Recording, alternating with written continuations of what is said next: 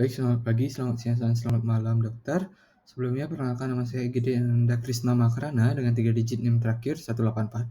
Baik, di sini saya akan menjadi moderator, di mana untuk SPSGD A1 di sini dengan judul Premalignant Ventilation. Baik, adapun juga anggota SGD A1 sebagai berikut. Baik, untuk bab 1 yaitu pendahuluan. Baik, perkenalkan saya Cokordo Agung Pratiwi dengan 3 digit NIM akhir 040. Di sini akan menjelaskan terkait latar belakang dari student project ini. Premalignant ventilation ini merupakan suatu kondisi yang mengawali hampir 42% kasus perkembangan kanker penis di dunia. Sebagian besar laki-laki yang mengalami lesi ini cenderung menyepelekan lesi ini dan hanya menganggap sebagai luka kecil dan baru datang ke dokter ketika lesi tersebut sudah berkembang menjadi kanker penis yang invasif. Ini didukung oleh data epidemiologi di mana diperkirakan akan terjadinya peningkatan sebesar 10% tiap tahunnya untuk angka kejadian kanker penis terutama di benua Asia, Amerika Selatan, dan juga Afrika. Di Amerika sendiri dilaporkan sebanyak 300 pria meninggal tiap tahunnya akibat perkembangan premalignant ventilation yang berkembang menjadi kanker penis yang invasif. Lesi ini umumnya dapat disebabkan oleh infeksi human papilloma virus, terutama subtipe 16 dan juga 18, dan juga dapat disebabkan oleh inflamasi kronis akibat lumut genital sclerosus atropicus. Sekitar 10% kasus kanker penis yang berawal dari lesi premalignan ini terjadi di area glans penis. Pentingnya deteksi dini dan penata laksanaan secara dini ini sangat diperlukan untuk mengatasi kasus premalignant ventilation yang berkembang menjadi kanker penis sendiri. Karena ketika dilakukan deteksi dan juga penata laksanaan secara dini, lesi premalignan ini memiliki prognosis yang cukup baik untuk sembuh dan kembali seperti semula. Dengan adanya program deteksi dini dan juga penata laksanaan secara dini, diharapkan dapat mengurangi kejadian amputasi penis dan juga terapi invasif yang tentunya dapat mengganggu kualitas hidup penderitanya. Sekian yang dapat saya sampaikan, bisa dilanjutkan oleh rekan saya. Baik, perkenalkan nama saya Gede Enda Krisna Mahakarana dengan 3 digit NIM terakhir 184. Baik, adapun juga rumusan masalah pada penulisan kali ini, yaitu yang pertama, apa definisi dan juga klasifikasi dari premalignant ventilation, kemudian bagaimana epidemiologi dari premalignant ventilation, kemudian bagaimana etiologi dari premalignant ventilation, kemudian bagaimana patogenesis dari premalignant ventilation, kemudian bagaimana diagnosis klinis dari premalignant ventilation, bagaimana diagnosis penunjang dari premalignant ventilation, dan juga bagaimana pentata laksanaan dari premalignant ventilation, dan juga bagaimana prognosis dari premalignant ventilation. Baik, untuk selanjutnya yaitu tujuan penulisan. Yang pertama, di mana untuk mengetahui definisi dan juga klasifikasi dari premalignant ventilation. Kemudian untuk mengetahui juga epidemiologi dari premalignant ventilation. Kemudian yang ketiga, untuk mengetahui etiologi dari premalignant ventilation. Kemudian yang keempat, untuk mengetahui patogenesis dari premalignant ventilation. Kemudian untuk mengetahui diagnosis klinis dari premalignant ventilation. Kemudian untuk mengetahui diagnosis penunjang dari premalignant ventilation. Kemudian yang ketujuh, untuk mengetahui pentata laksanaan dari premalignant ventilation. Dan yang terakhir, untuk mengetahui prognosis dari premalignant ventilation.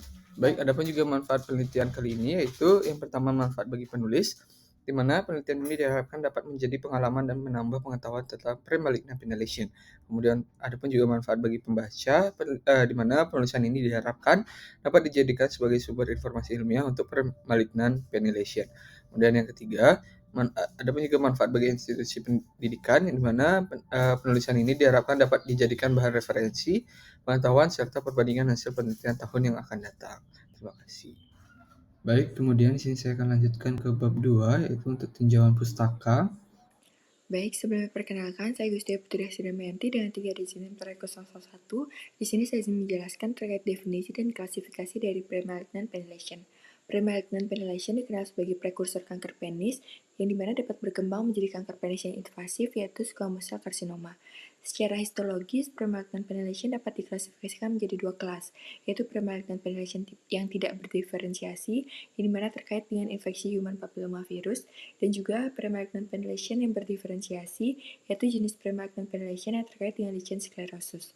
Selain itu, premalignant penilation juga dapat diklasifikasikan berdasar patogenesisnya, yaitu menjadi 3 kelas, yaitu premalignant penilation tipe 1 yang terkait dengan displasia ringan, kemudian premalignant penilation tipe 2 yang terkait dengan displasia sedang, dan premalignant penilation tipe 3 yang terkait dengan displasia berat. Baik, perkenalkan nama saya Kintan Aknavia Pradika dengan 3 digit terakhir 186. Jadi di sini saya akan menjelaskan mengenai epidemiologi dari premalignant penilation. Jadi di sini saya akan menjelaskan terlebih dahulu untuk premalignant penilation itu dibagi menjadi dua secara umum. Itu yang disebabkan oleh virus HPV, human papillomavirus, dan juga non-HPV. Jadi untuk yang berkaitan dengan virus HPV itu diantaranya itu meliputi Bowen disease, erythroplasia of Queyrat atau EQ, dan Bowenoid papulosis atau BP. Sedangkan yang disebabkan oleh non-HPV itu diantaranya seperti giant condylomata acuminata itu GCA, atau Buschke-Lowenstein tumor. Biasanya lesi yang berkaitan dengan non-HPV ini berikatan dengan inflamasi kronik. Nah, untuk epidemiologinya sendiri, untuk premalignant lesion itu mencakup sekitar 10% dari semua penil malignancies. Menurut penelitian sebelumnya pada tahun 1992 dikatakan bahwa malignant transformation dilaporkan terjadi 5% pada Bowen disease dan 30% pada erythroplasia of Queyrat atau EQ. Selain itu juga untuk giant condylomata acuminate beresiko mengalami transformasi ganas seperti squamous cell carcinomas atau SCCS dengan presentase di antara 30 hingga 56%. Mungkin sekian dari saya, terima kasih. Perkenalkan, saya Ideo Made Cahdi Putra dan NIM AKE 133 izin untuk melanjutkan mengenai etiologi dari premalignant penilation. Jadi, etiologi dari premalignant penilation ini itu adalah multikausal, di mana banyak hal yang segala hal yang dapat memicu terjadinya perubahan patologis terutama pada sel-sel epitel penis yang dapat biasanya berkembang menjadi karsinoma sel squamosa penis. Faktor-faktor itu antara lain yang pertama, HPV terutama human papillomavirus tipe 16-18 karena dia ini dapat mengekspresikan protein E6 dan E7 yang dapat inaktivasi protein P53 dan Rb sehingga menyebabkan terjadi proliferasi yang abnormal karena tidak ada yang mengerem atau men-stop terjadinya mitosis itu sendiri. Virus ini dapat ditularkan melalui hubungan seksual. Selanjutnya, kebersihan genital yang buruk. Misalkan pada pasien fimosis ataupun pasien yang tidak disirkumsisi yang akan berpotensi terjadi penumpukan smegma. Nah, penumpukan smegma ini nantinya akan menyebabkan iritasi kronis dan inflamasi secara terus-menerus yang dapat memicu terjadinya displasia pada jaringan pada penis. Selanjutnya, merokok. Seperti yang kita semua tahu bahwa sudah banyak sekali jurnal membahas bahwa rokok ini merupakan salah satu hal yang mengandung banyak senyawa karsinogenik yang dapat memicu terjadinya kanker. Lalu pada pasien-pasien imunosupresi di mana karena keadaan imunnya itu lemah, misalkan pada HIV atau pasien-pasien yang pasca transplantasi organ, itu biasanya imun mereka akan lemah. Nah, imun yang lemah ini itu menyebabkan tinggi potensinya pasien tersebut terserang oleh infeksi virus onkogenik, misalkan human papillomavirus tadi. Yang terakhir, status sosioekonomi dan pendidikan yang rendah. Beberapa studi menyatakan bahwa rendahnya pengetahuan masyarakat mengenai gejala-gejala lesi prekanker ini membuat mereka tidak mengetahuinya dan datang pada fase kesehatan sudah datang dengan keadaan kanker penis atau dalam artian telat dalam penanganan dan deteksinya. Selain itu, kondisi ekonomi juga menjadi penghalang mereka untuk mendapatkan pelayanan kesehatan yang layak untuk mendeteksi dini kanker penis. Mungkin sekian dapat saya sampaikan. Terima kasih. Perkenalkan, saya Madani Rita Salandari dengan 3 digit NIM 242, izin untuk menjelaskan mengenai patogenesis dari premalignant penilation. Untuk patogenesis ini sendiri terdiri dari 2 jalur. Yang pertama adalah terkait dengan human papillomavirus atau HPV. Jadi protein onkogenik E6 dan E7 yang dihasilkan oleh HPV berisiko tinggi mengganggu regulasi siklus sel dengan menonaktifkan protein supresor tumor penting seperti P53 dan protein retinoblastoma. Disregulasi ini akan menyebabkan proliferasi sel yang tidak terkontrol, ketidakstabilan genom, dan akumulasi mutasi genetik yang pada akhirnya akan mendorong perkembangan displasia dan karsinoma in situ. Juga dikenal sebagai penil intraepithelial neoplasia derajat tinggi. Selanjutnya ialah jalur tidak terkait human papillomavirus atau HPV. Dalam hal ini, inflamasi kronis berperan penting dalam patogenesis lesi premaligna pada kasus tidak terkait dengan virus HPV. Mekanisme pasti bagaimana inflamasi kronis dapat memicu keganasan belum sepenuhnya diketahui, namun diduga itu melibatkan kerusakan DNA akibat stres oksidatif, peningkatan proliferasi sel sebagai respon terhadap peradangan, dan perubahan lingkungan mikro yang mendukung pertumbuhan sel atipikal. Sekian dari saya, terima kasih. Baik, perkenalkan saya Putra Silvia Salim dengan 3 digit NIM 204, izin menjelaskan mengenai diagnosis klinis, di mana premalignant lesion penis itu dapat berpotensi dan berkembang menjadi suatu kanker penis apabila mengalami manajemen yang buruk. Kanker penis sendiri dapat terjadi pada area gland penis, batang penis, kulit, dan juga kulum penis. Klasifikasi dari premalignant lesion penis sendiri dapat berubah akibat dari karakteristik klinis dan juga histopatologis. Untuk saat ini, erythroplasia of Querets dan juga cutaneous squamous cell carcinoma merupakan salah satu varian klinis dari neoplasia intraepithel penis yang dapat terjadi akibat faktor risiko dari kebersihan menjaga dari suatu area genital yang buruk, lalu faktor risiko merokok, status sosial ekonomi yang rendah, dan tidak melakukan ataupun tidak mendapatkan sunat atau sirkumsisi, lalu infeksi HIV dan juga HPV pada tipe 6, 11, dan juga 18. Yang dimana sebesar kurang dari 1% infeksi HPV ataupun infeksi virus tersebut akan berkembang menjadi suatu erythroplasia of Querets dalam kurun waktu kurang lebih dari 12 bulan. Dimana untuk gold standar dari erythroplasia of Querets atau PIN yaitu merupakan histopatologis, dan untuk diagnosis serta biopsi terarah dapat dilakukan menggunakan dermatoskopi. Sekian dari saya, terima kasih. Baik, sebelum perkenalkan, nama saya Muhammad Azilham dengan NIM 220. Di sini saya akan menjelaskan mengenai diagnosis klinis lesi premaligna penis. Baik, untuk diagnosis klinis lesi premaligna penis memerlukan evaluasi menyeluruh, termasuk riwayat medis, pemeriksaan fisik, dan alat diagnostik seperti dermatoskopi.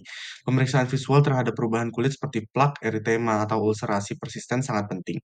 Biopsi dianjurkan untuk konfirmasi histopatologi, terutama dengan pewarnaan imunohistokimia misalnya P16-ING 4A, untuk mendeteksi terkait lesi HPV dengan risiko yang tinggi. Deteksi dini juga memungkinkan intervensi cepat dan mencegah progresi menjadi kanker. Edukasi pasien, pelatihan klinisi, dan juga pengembangan protokol standar juga diperlukan untuk meningkatkan deteksi dan juga penanganan yang efektif. Mungkin sekian penjelasan dari saya lanjutkan rekan saya. Terima kasih. Baik, untuk selanjutnya adalah diagnosis penunjang. Sebelumnya perkenalkan, nama saya Edo Puskita Arsawan dengan digit NIM terakhir 09. Terkait dengan diagnosis penunjang premalignant penilation, kita dapat melakukan beberapa evaluasi terkait dengan evaluasi lesi dan evaluasi imunohistokimia. Terkait dengan evaluasi lesi, dapat dilihat pada gambar. Untuk yang bagian A merupakan karsinoma in situ yang timbul pada kepala penis yang dikenal sebagai erythroplasia querat. Lalu yang B adalah populis bonoid pada batang penis, lalu yang C kondiloma acuminata rasa. Selanjutnya, analisis imunohistokimia pada sampel jaringan memberikan nilai tambah dalam penegakan diagnosis dengan menilai ekspresi protein seperti P16, P53, dan indeks KI67. Pendekatan ini berguna untuk membedakan lesi premalignan yang berhubungan dengan infeksi HPV dan lesi non-HPV, sehingga dapat membantu dalam stratifikasi risiko dan pemilihan strategi terapi yang lebih tepat. Metode ini merupakan lanjutan dari evaluasi patologi standar yang kemudian mengungkap aspek molekuler dan proliferatif pada jaringan yang telah mendapatkan kriteria histopatologis dasar. Perkenalkan, saya Wira Nindra dengan 3 digit NIM 24. Pada kesempatan kali ini, saya akan menjelaskan mengenai penata laksanaan premalignant penilation. Penata laksanaan premalignant penilation mencakup beragam pilihan terapi. Prinsip pencegahan menjadi sangat penting dalam hal ini dengan vaksinasi HPV. Pada pasien dengan premalignan penilation yang sudah terbentuk, terapi topikal kerap menjadi pilihan awal seperti penggunaan krim 5% 5-fluorouracil atau 5-FU. Jika hasil terapi dirasa kurang optimal, dapat dilanjutkan dengan menggunakan krim 5% immoquimod. Pada lesi yang lebih luas atau jenis tertentu seperti penil intraepithelial neoplasia atau PIN dan juga Bowenoid populosis atau BP, terapi laser menjadi alternatif. Pilihan lain ada krioterapi, yaitu pembekuan jaringan menggunakan nitrogen cair atau nitrus oksida hingga suhu sangat rendah untuk menghancurkan sel. Sementara itu, terdapat fotodinamik terapi atau PDT yang pada saat ini masih dalam tahap pengembangan namun menjanjikan karena menggunakan krim photosynthesizer yang diserap oleh sel abnormal dan akan diaktifkan dengan cahaya khusus memicu kematian sel secara selektif dengan efek samping yang minimal. Perkenalkan, saya Pandai Sirsha Alfalandari dengan 3 digit nomor 205. Izin untuk melanjutkan mengenai prognosis, di mana lesi ini prognosisnya bergantung pada jenis lesi, stadium, dan ketepatan penanganan. Tingkat progresi karsinoma invasif itu berkisar 8-30%, di mana deteksi dini itu meningkatkan hasil klinis dan tingkat bebas penyakit 5 tahun mencapai 85-95%. Untuk status imunologi pasien itu berperan penting karena imunosupresi meningkatkan risiko progresi hampir 2 kali lipat. Untuk lokasi dan ukuran lesi juga menjadi prognosis penting. Dengan lesi glans penis dan ukuran lebih dari 2 cm itu memperburuk prognosis. Untuk pemantauan jangka panjang, ini harus dilakukan untuk mengingat resiko munculnya lesi baru mencapai 25% dalam periode follow up 5 tahun. Lalu untuk terapi modern menunjukkan tingkat kesembuhan tinggi pada kasus yang dipilih dengan tepat. Untuk terapi fotodinamik itu memberikan hasil yang menjanjikan dengan tingkat kesembuhan 70-90% pada lesi tertentu. Dengan pendekatan yang signifikan,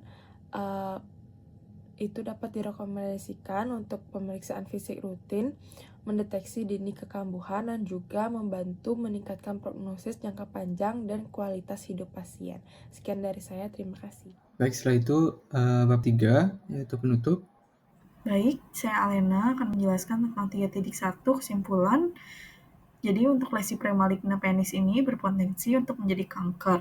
Kemudian untuk faktor risiko utamanya adalah yang pertama HPV, fimosis, dan kebersihan yang buruk dalam menjaga organ tersebut. Kemudian diagnosis utamanya bisa ditegakkan melalui pemeriksaan klinis, dan juga biopsi jaringan sebagai diagnosis penunjang. Kemudian terapi bervariasi juga sesuai dengan keparahan pasien. Topikal bisa dilakukan bedah, laser, maupun sunat sesuai dengan kondisi pasien juga. Kemudian prognosisnya cenderung baik jika terdeteksi dan tertangani dini.